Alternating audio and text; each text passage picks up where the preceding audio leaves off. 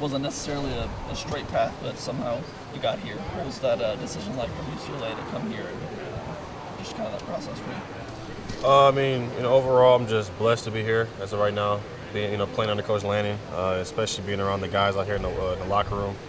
But just, departing from UCLA, like I said, throughout the year, I'm just blessed to even play college football at 18 years old, as a true freshman.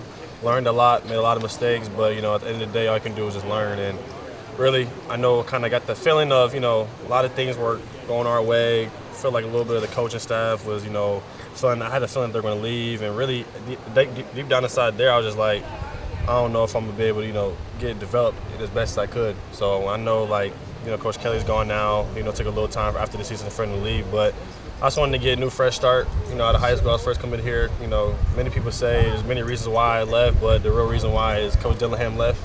As a quarterback, your OC needs to be your best friend. And really, at the end of the day, when they took in Coach Stein, I didn't know much of Coach Stein. He came from UTSA. We tried to build a relationship within a couple of weeks, but something just told me to go to UCLA. But I'm glad to be back here in Eugene. Just blessed to be around these great football players and, keep competing. How has your relationship with Will developed? Coach Stein, like I said, when we first met each other, he gave me the vibe of, relaxed, real smart, draw some things on the board, but, real family-like person. He has, he's a kid, Joey, his son, like I say, we're just, he's a family-type dad. He knows to, take care of the quarterback room. Like I say, he's a really smart guy, calls great plays, just understands how to develop a quarterback. He's played the position, him just understanding, certain routes, certain plays, we got to do things. But Coach Stein, I love him. I'm glad to be under him.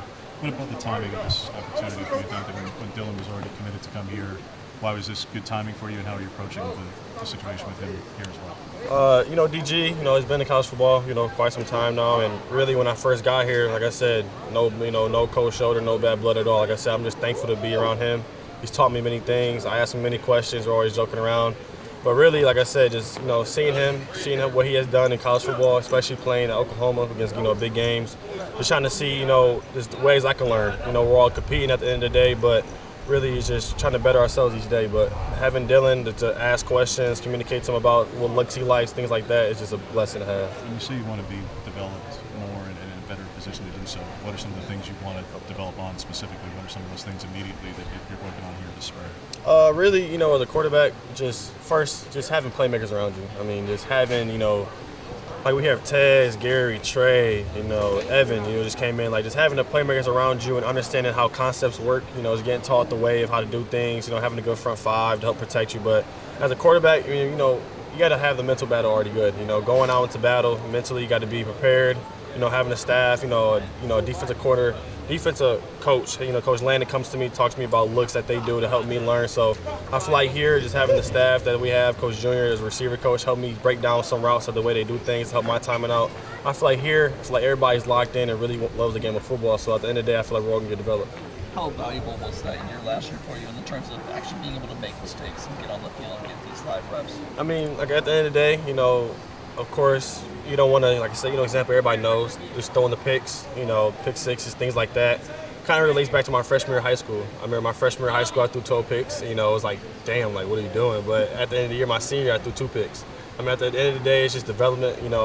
College football, it's hard. Everybody's good, especially playing at Utah, where fans throwing things at you, just all types of stuff going on. But at the end of the day, you're going to learn, and I feel like being here, being around great guys, great front line, I'm getting developed for sure. How much did the staff, Dan being here, and the rest of the offensive staff play a factor when you went into the portal?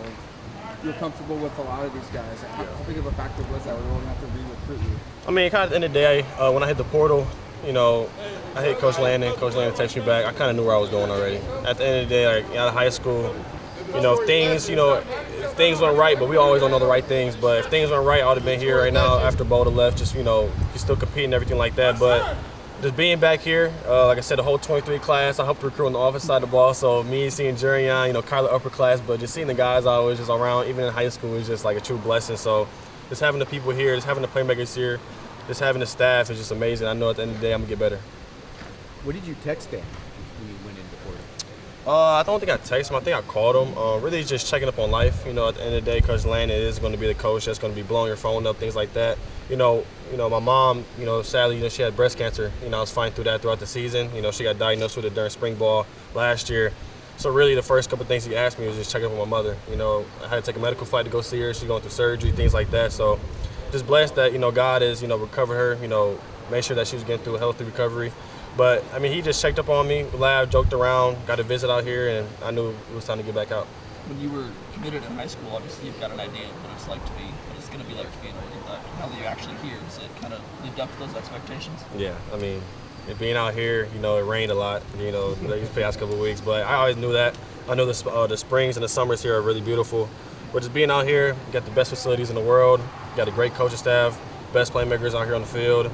Just have everything around here. You know, it's not LA, can't go to Santa Monica, you know, I can't go on the beach, lay down, but I just know being out here, you know, football's, you know, the main thing. So being out here, just having no distractions, just football, school, it's going to help me at the end of the day. At the time that you made the decision to flip to UCLA, there was uncertainty about conference affiliation and the like, and personal relationships with the coaching staff aside. How much did this being part of the Big Ten and playing Michigan and Michigan State and that being part of this future here, how much did that help make this decision easier for you? Yeah, even when the rumors were going around that, you know, teams are going into the Big Ten, even when I was at UCLA, I just knew, like, just being able to play back, you know, not 3 hours behind, you know, actually being in the Big Ten, playing at Michigan, things like that. But, you know, this year we play at Michigan. I think the whole family's going to be there. But it's a big factor for sure, just being from the Midwest and just being out there, having my family come out to my games and being out there just drive, not a flight. It's just going to be beautiful. What are your personal goals kind of for this spring?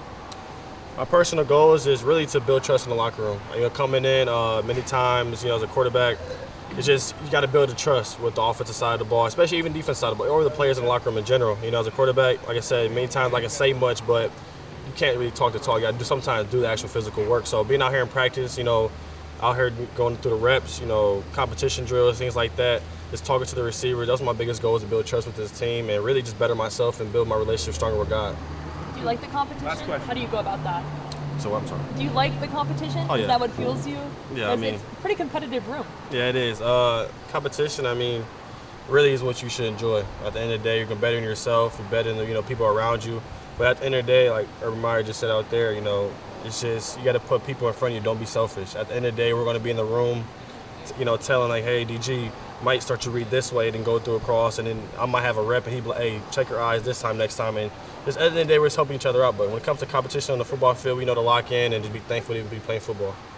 All right, thanks, Dante. Thank you, guys. Appreciate it. Y'all have a good day.